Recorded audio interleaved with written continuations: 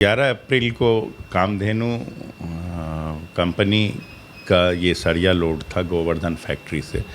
इसमें जो है ये एक ट्रक नंबर है HR45B4845 का जो मालिक सह चालक है वो ट्रांसपोर्टर के थ्रू जो है लोड किया और उसको गोरखपुर ले जाना था, लेकिन वो गोरखपुर ना ले जाकर उस सामान को गायब कर दिया।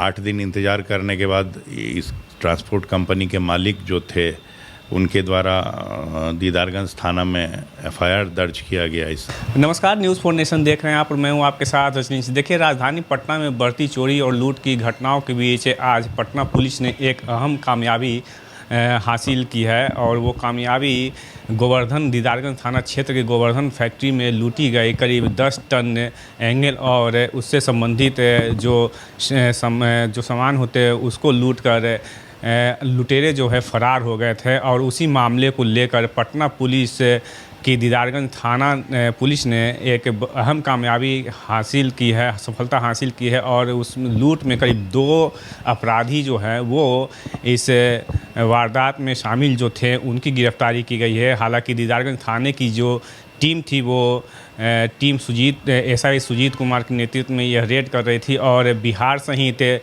उत्तर प्रदेश जैसे राज्य में इस टीम ने छापेमारी की है और छापेमारी के बाद जो है वो लूटी गई सामग्री के साथ साथ अपराधी की भी गिरफ्तारी करने में पुलिस कामयाबी हासिल कर ली है। चलिए, इस पर विशेष जानकारी प्राप्त करने के लिए हम सीधे जुड़ते हैं। DSP फतुहा निखिल सिंह हमारे साथ हैं, उनसे हम विशेष जानकारी लेंगे और जानेंगे कि आखिर पुलिस को कैसे इस लूट की इनपुट मिलती गई और इतनी बड़ी सफलता महज कुछ ही दिनों में प्राप्त कर ली गई।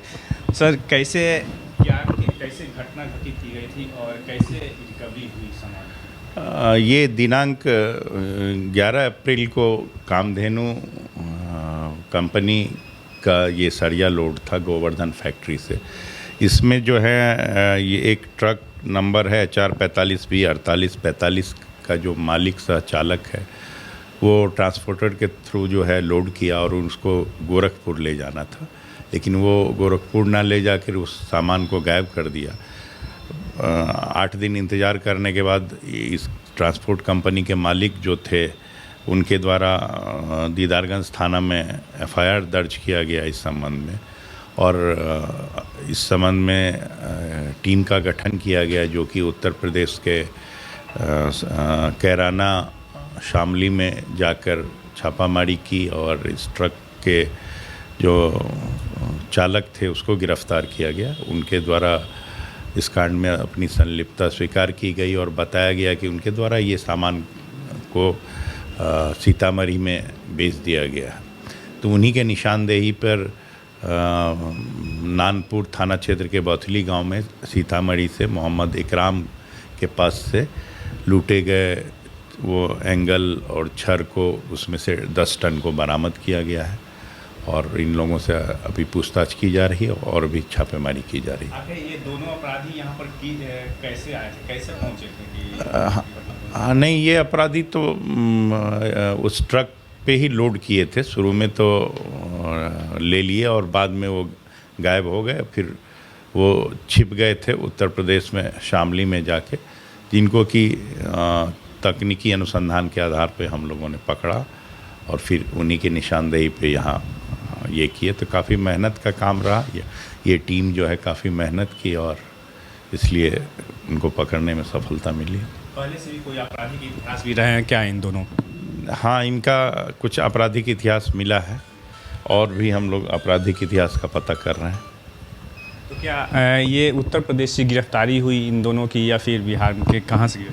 नहीं, एक की गिरफ्तारी उत्तर प्रदेश से हुई और दूसरी की गिरफ्तारी यहाँ सीतामढ़ी से उनके घर पर से हुई। तो दोनों अलग अलग राज्य के हैं अपराधी?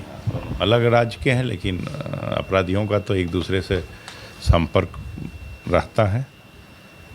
जो लूटी हुई जो लोहे के एंगल ये सब जो है अनुमानित आंकड़ा क्या होगा रुपए में सर?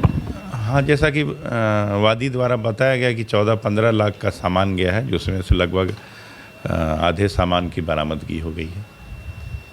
तो चलिए, ये थे डीएसपी निखिल सिंह जो हमें जानकारी दे रहे थे कि दीदारगंज थाना क्षेत्र से गोवर्धन फैक्ट्री से लूटी गई जो लोहे के एंगल और अन्य सामग्रियां जो थी उसको उत्तर प्रदेश से पटना के दीदारगंज थाना की पुलिस ने किस तरह से बरामद की, उस पर विशेष रूप से हम बातचीत कर रहे थे।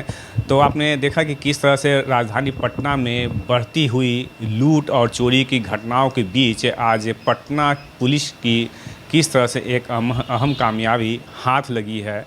Rajneesh, news 4 nation, Patna city.